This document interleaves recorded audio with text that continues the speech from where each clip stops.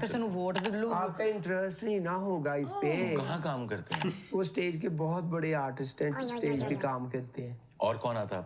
वो टीवी के बहुत बड़े आर्टिस्ट हैं। वो पिछले दिनों सीरियल भी करके आए थे और फिर मेरे पास आए हैं। क्या नाम है उनका? उनका नाम है जूना। जूना? यूना? ये तुझे सुनिया कभी ना जूना? नहीं, कौन से चैनल पे आते हैं? पाकिस्तान का टॉप का चैनल है आराइश, उस पे आती है वो। उनकी आराइश? सीरियल चल रही है वो बहुत आजकल। वो सीरियल का नाम क्या है? या तू नहीं या मैं नहीं।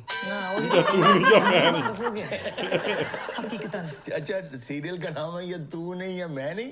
ये एक सीरियल ऐसे बनाई थी, वो सास नौ की कहानी है, उस पे ये डिपेंड करती है। और उन्होंने इसलिए कहा कि या तू नहीं या मैं नहीं।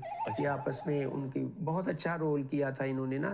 और आपको सरप्राइज दूं, वो कॉमेडी शो का एक होस्ट नहीं ना, आतिश हाशमी। ताबिश हाशमी? नहीं, आतिश हाशमी है। आतिश हाशमी? मैं तो कभी सुनी ही नहीं होता ना।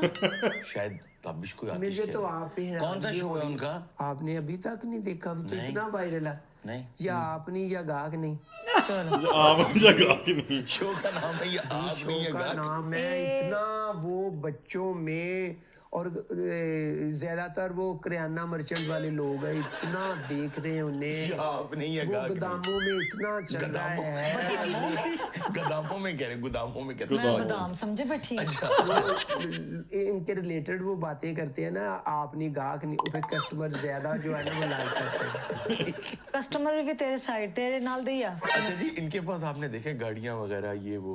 यकीन करो जिन्ने मोटरसाइकिल आले, जी। जिन्ने साइकिल आले, चिंगची आले, इंज दे मजदूर वड़दे है ना अंदर। मैं घर अंदर मुरम्मत हो रही है, कोई रेनोवेशन हो रही है। मैं तो यही ध्यान बैठी रही, मैनू की पता है अंतरा अपने लो तक की स्टैटिक्स ला के बैठा होया। एक्चुअली मैं किसी भी कस्टमर को इनकार नहीं करता।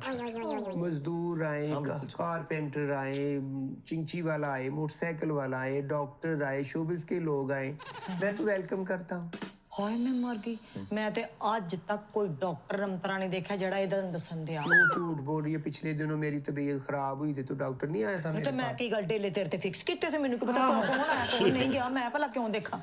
हरून साहब ਇਹ ਸੰਤਰੇ ਨੇ ਮੈਨੂੰ ਤੇ ਵੇਲਾ ਕਰ ਦਿੱਤਾ, ਇਹਦੀ ਦੁਕਾਨ ਉੱਥੋਂ ਚੁਕਵਾਓ। ये चुकवाओ कैसे? मैंने दुकान की गांड बन के रखी है।